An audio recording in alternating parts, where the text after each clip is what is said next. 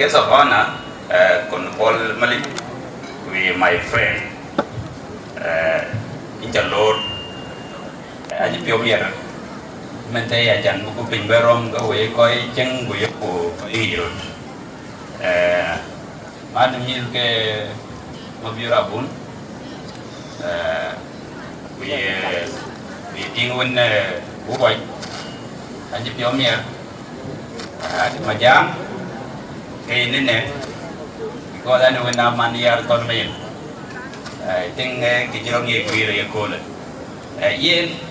In case of honor, chief guest, we back your poll, but we have a jam. I am Monolian, Louis, Ekini Raulian, Ekajam by Yen guest of honor with our chief guest. So, what I can only do, Eloi, in Akon Malek, in Louis, I've been monitoring. So I can read the man one doing seen an assignment for a mission. The Kakuni Galoy, I am keeping a book of Ben one who would get awake witness. So in the late, or Jalla Lundian, Bangotolo, Lloyd Watering, the Gilatin Ayual, Oi want. In the building, just a dara. Now to go to expand about the bit. Then to go down to the August.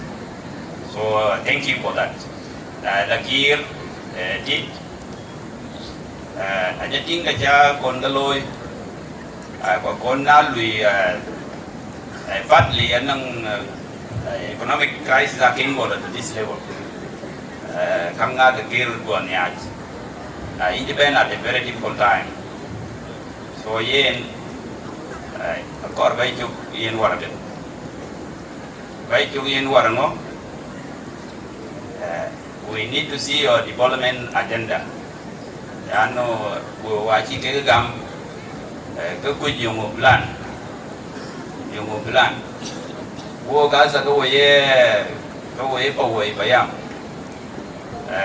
Uncle Pula Lang at then, any deputy Jordia.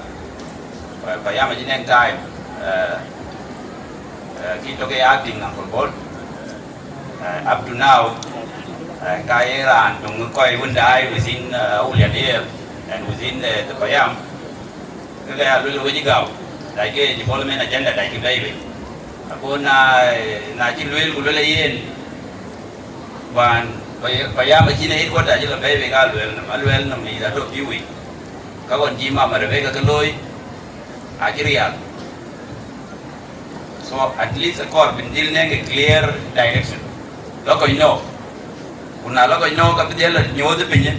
Looking at Akuba the Beatabi. I tell you, baby, I read you, but you may over read at least we don't to do when in be in the very challenging. Walk as a Wokoi told me Nairobi, Uganda. Najil Nai Christmas in the state book of Pandan Mojang. So, look, we Kenya, Uganda. Look, you came in Uganda, you love bacon in the village. So, you are it's very challenging, but the situation again was post. So, a big development agenda, Kubidio Lui, a development process.